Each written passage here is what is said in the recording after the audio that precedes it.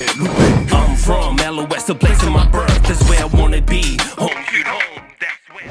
Talofa guys, welcome to my YouTube channel. My name is Saint Uce, aka 6'5" Talent Boy, and this is my very first BTS video. I'm gonna show you guys how everything came together, the shots, the work, and the process. So I hope you enjoy the content. Let's dive right into it. Let's go. Go to go, what's this all live for ER? One shot like they did to and let it shine. Lupe, Lupe, Lupe, Lupe. Lupe, Lupe, Lupe, Lupe. Lupe, Lupe, Lupe, Lupe. Yeah, this is day 1. Yo, nasumumo nun mako-shooting film na sila mayay. Manto mata po ile. Kano tanulay inang yan. Yo paata mafay ngalawa ina iya. Paaylo, yun sifo yung vain ngalaw ito for yo di. Kanunok. Yung mato pasok kulo yung lemang nga iya. Pero liling ngori kulong makupuit kay media. Paat orong ngori mong nga idano nga idong nga. Lemo way vasi may tukape na. Kwento sila kumangay yung sunset life. Oso magdikoy po. Yung tato sumumo na umarole yung umaatole na sumumo. Tato anga ito na sumo.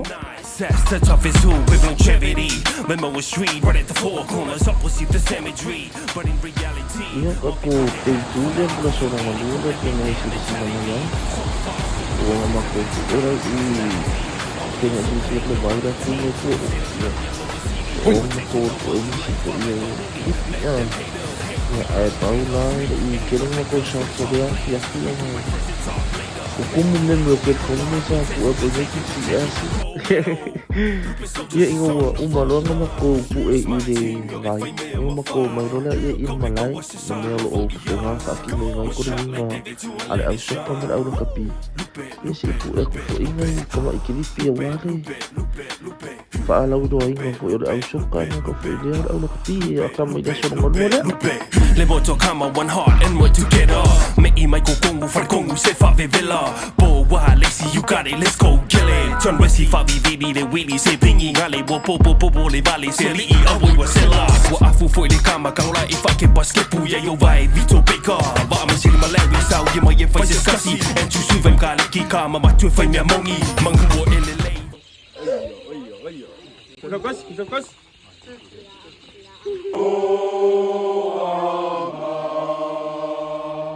Iyo alfa ingolel ka ko solo ngalu sama ko fai ulo nga ile awodia mangyang epu ele intro le ka ko special.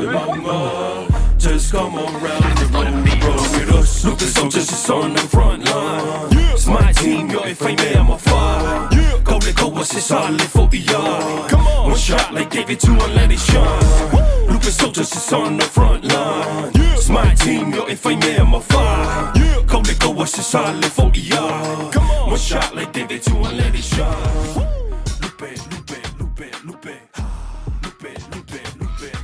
Yeah, this is our last day of our shooting. Yeah, tengok sila mayay memang ke shoot le malay ka alo tuana mato. Kasole fatino ne talong ale au suka amangyan. Ya era sama ko le yang mawar ko nga ale au suka ya. Pengisi davo mako biro sa ko ko dia tengok sila mayay. It's my team, yo, if I may, I'm a fire. Go, let go, what's this all live for ER?